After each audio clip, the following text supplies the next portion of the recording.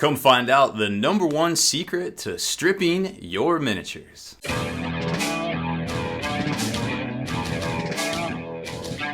Spiky bits.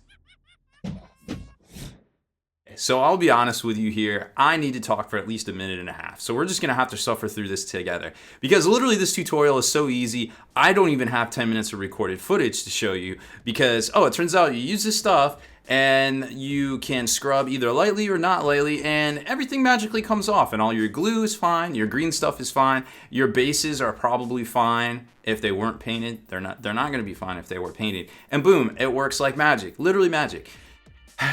So, we're going to suffer through this. So let me rewind the clock back to the early 80s. Little Robbie B wanted to be a super good hobbyist. It turns out when you're less than 10 years old, you're not going to be good at pretty much anything except for nagging your parents. I went the model aircraft and tank route, tried to be good at it, wasn't good at it. So I ruined a lot of models, and model kits were expensive back then. So fortunately, after nagging my dad that I wanted to redo these models and I wanted to be good at it, he took me up to the local training hobby store and we picked up this Testors EOL easy lift off material. Now, of course, the package has changed in the last 30 years a little bit, but the contents is still pretty much the same. It's literally a magical liquid that is, it just works amazing. It strips everything off of your miniatures. No, you're not going to want to get it everywhere. I'm going to show you the best way to use it. I found using it for literally 30 years, having an adult instruct me on how to use it, and then using it myself for 30 years. Now apparently I'm an adult as well.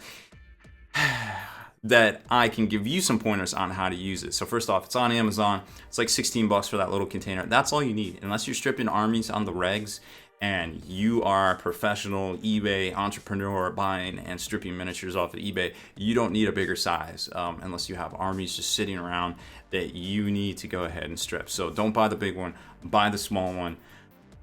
I'm going to assume I've talked for a minute and a half and we hit our 10-minute mark. So let's jump right into the tutorial. I'm going to show you what you need to make this work and the easiest way to make it work and give you a few pointers. And boom, it's that easy. This is literally the simplest video I've ever done and probably one of the most far-reaching impact-wise for the hobby out there, I hope.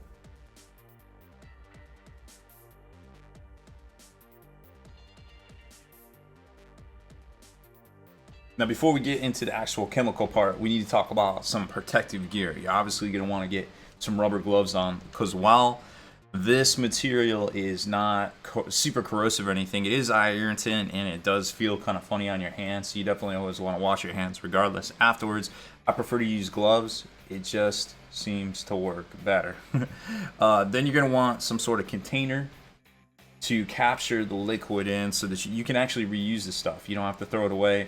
It's expensive enough that you want to make sure you are going to reuse it for a while until it gets so grody looking that you just can't help but throw it out. But you really have to be going through a lot of miniatures to be at that point. The only reason I ever threw mine out is because I accidentally punctured it.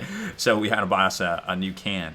So I had never gotten to that point, but then again, I don't buy a bunch of armies off eBay and try to strip them, but this would definitely help out with that war effort. You're going to want a toothbrush that you're never going to touch your normal miniatures with, and you want to try to keep all this stuff separate from your painting supplies because you don't want this getting mixed into anything painting. Keep it completely self-contained. Our first step is to pour a little bit of the liquid into here. It's got this little stopper to help keep everything tip-top and watertight. Like I said, I'm going to try to keep all my material away, all of this away from my paint material. So I'm not even going to put it on the same side of my paint bench. So we're going to put a little bit in here. The key here is not to immerse anything. So we're just going to put a little bit in here and set it down and grab our miniature that we're going to strip. There he is. Let's zoom in a little closer for you guys and show you the magic.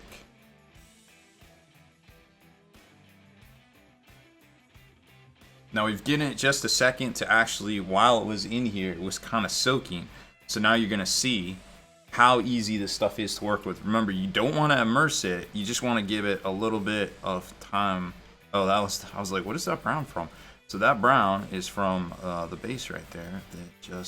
But there it is. I mean, look how easy the paint is coming. I'm not even pushing hard. I am actually being very dainty and just kind of loosely brushing it right over like that. So you can see here, this stuff is a no-brainer. It's gonna easily chew through your paint here and get right into it. Now if I get in there and start digging into it, it's gonna start here. Look at that detail. I didn't even know that detail was there. That's how gummed up that paint was right there. But that, now you can see part of his shirt. So we're just gonna give it a minute or so and just get a little bit more on here. But you can see this stuff is literally a wonder material for the hobby. I'm gonna bring us back in for a second here because I just wanted to show you once it got just a little bit more softened with this. I mean, we're talking 30 seconds between clips, tops.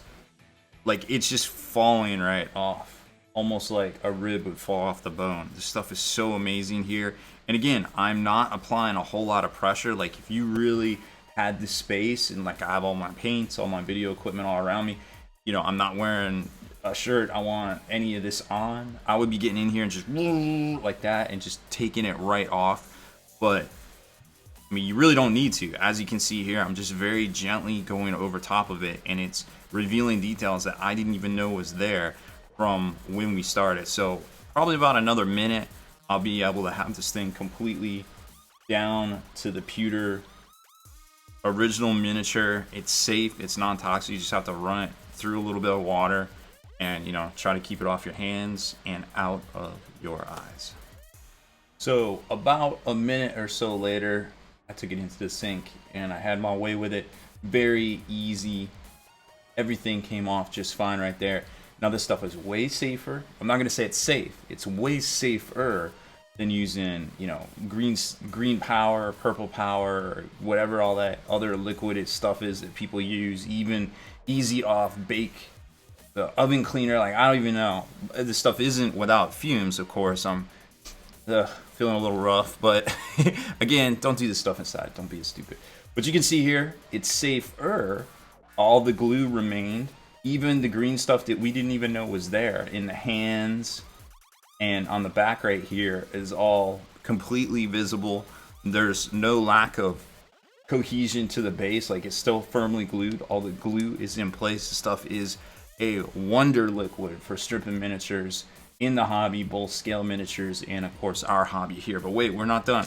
Look at how much material, how much liquid we use that's in this right here. That's all we use, folks. Like, that's not a lot of liquid. When you're talking with all this other stuff that you have to pour into things and use ultrasonic cleaners and all that, and it's a lost leader for time and money. I feel like spend the $13 on this 8-ounce gallon of testers, and then if you really, you know, are trying to pinch a few dollars, all you got to do is just unplug that, and since you caught it all, just pour it right back into the container because it's still effective. Like I said, I've used this stuff with a bunch of dirt and nasty stuff in it. No ill effects whatsoever. And screw it back on and you're good to go. Now, you want to make sure that you probably put this into a container of some sorts because you're going to get a little bit of the cleaner around the bottom. If you put that on a painted surface, it may strip it, so be very careful there as far as that goes. Now remember too, our gloves, our protective gear, aka that I was talking about earlier, well, it's not as protective as you would think. It has started to break it down quite a bit, so be aware of that as well. If you're doing a whole bunch of miniatures, you may want to get something a little bit more sturdier than just rubber gloves right here, because that happened. And it doesn't hurt. It's not hurting my hand or anything. And as you know, I am a little fair skinned, so that's nothing to be alarmed at right there, and I don't feel anything, so I feel like we're good to go. So that's it, folks. I'm going to go throw this one away here because we can't use this with our airbrush anymore, and try not to cross any of the streams for any of these supplies here. So ELL from Testers, easy lift off. This small can costs about $13 from Amazon here in the States.